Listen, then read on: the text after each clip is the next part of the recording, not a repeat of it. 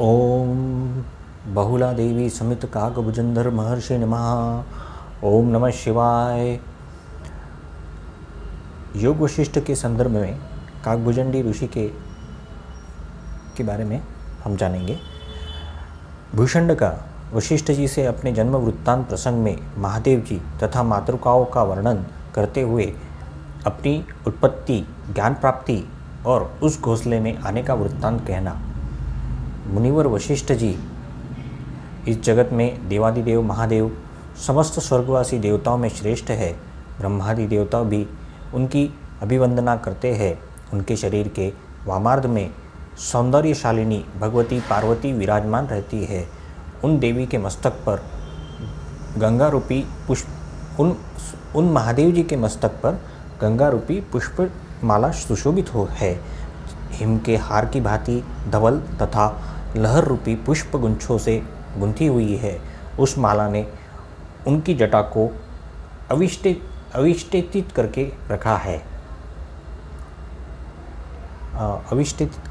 रखा है क्षीरसागर से जिसकी उत्पत्ति हुई है तथा अमृत के झरने झरते हैं, उस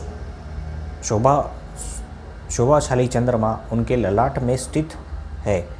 उन चंद्रमा के अनवरत अमृत प्रवाह से अभिषिक्त होने के कारण जिनकी विषैली शक्ति शांत होकर अमृत स्वरूपिणी हो गई है तथा जिसका वर्ण इंद्रनील के समान श्याम है, वह कालकूट विष उनके कंठ में आभूषण के समान सुशोभित है। निर्मल अग्नि से जिनकी उत्पत्ति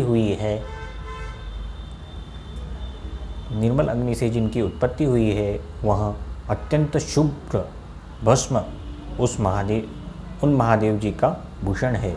आकाश ही उनका वस्त्र है, जो चंद्रमा की सुधारा से प्रलाक्षित नील मेघ के समान सुशोभित और तारारूपी बिंदुओं से समन्वित है। हिलने के कारण जिनके मस्तक की मणियाँ चमक रही है तथा जिनकी कांति तपाए हुए स्वर्ण के समान है, ऐसे चिकने अंग वाले सर्प ही उनके हाथ के काकण है। उनका मुख तीनों नेत्रों से दैदीप्यमान है। जैसे प्रमयगण उनके परिवार रूप है, उसी प्रकार निर्मल कांति वाली मातृकाएँ भी उनके परिसर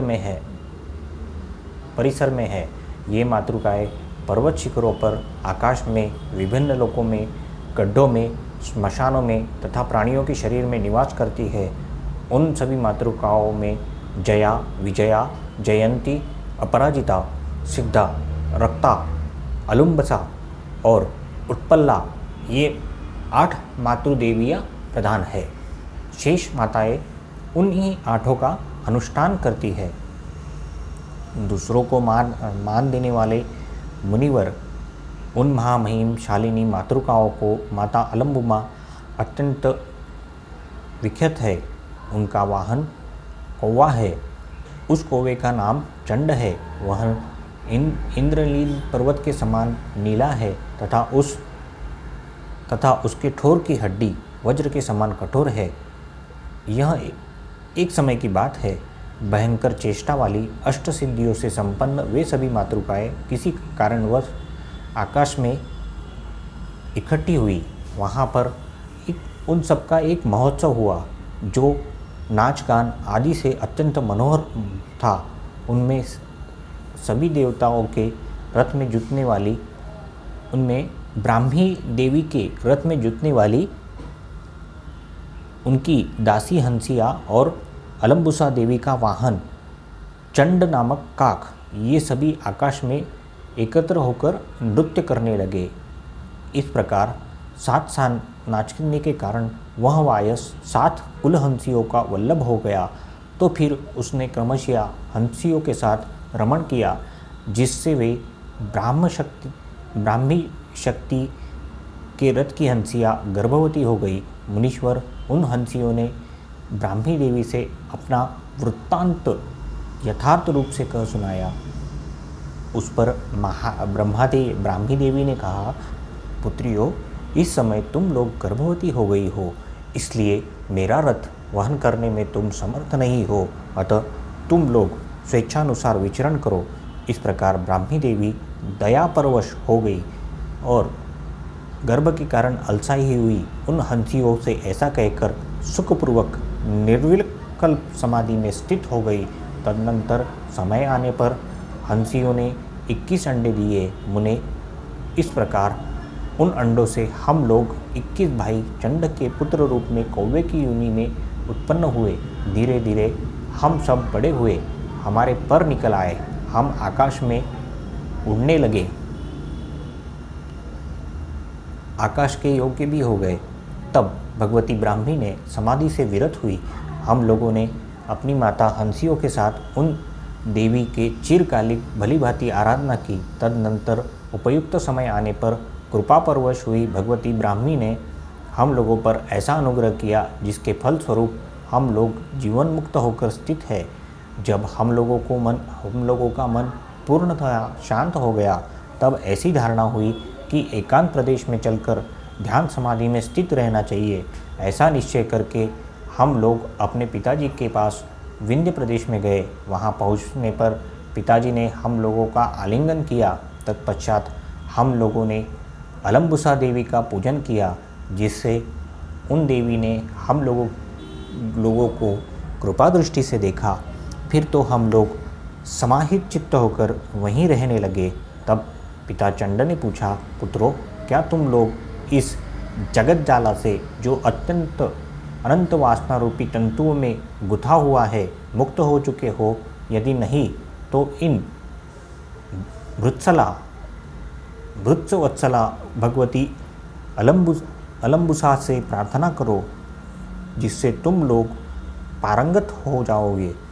कौवों ने कहा, पिताजी, ब्राह्मी देवी के कृपा से हम लोगों को ज्ञेय तत्व का पूर्ण ज्ञान प्राप्त हो चुका है, किंतु अब हम एकांतवास के लिए उस स्थान की अभिलाषा है। चंड ने कहा, पुत्रों, मेरु नामक एक अत्यंत ऊंचा पर्वत है जो रत्न समूह का आधार और देवताओं का आश्रय स्थान है। उसके पृष्ठभाग में एक महान कल्पवृक्ष है जो नाना प्राणियों से समावृत है। उसके दाहिने तन पर एक शाखा है जिसके स्वर्ण सदृश पीले रंग के चमकीले पल्लव लगे हुए हैं और वह रत्न तुल्य घने पुष्पगुच्छों तथा चंद्रबिंब की तरह प्रकाशमान फलों से सुशोभित है। पुत्रों, पूर्व काल में मैंने उसी शाखा पर चमकीले मणि से युक्त घोंसला बनाया था। उसी में क्रीड़ा की थी। उस घोंसले के बाहरी दरवाज़ों की रचना चिंतामणि के शलाकाओं से की गई है। वह रत्न सदृश चमकीले पुष्पदलों से आच्छादित, सुखादु रसयुक्त फलों से युक्त, विचारपूर्वक व्यवहार करने वाले कौवों के बच्चे परिपूर्ण है। अतः प्यारे बच्चों, तुम उसी घोंसले पर जाओ। वहाँ रहते हुए तुम लोगों को पर्याप्त मात्रा में भोग और निर्विघ्न मोक्ष दोनों प्राप्त होंगे। मुनिवर, यो कहकर हमारे पिता ने हम लोगों का चुंबन तथा आलिंगन किया। तब हम लोग भगवती अलम्बुसा और पिताजी के चरणों में अभिवादन करके अलम्बुसा के वासस्थान उस विंध्य प्रदेश उड़ चले।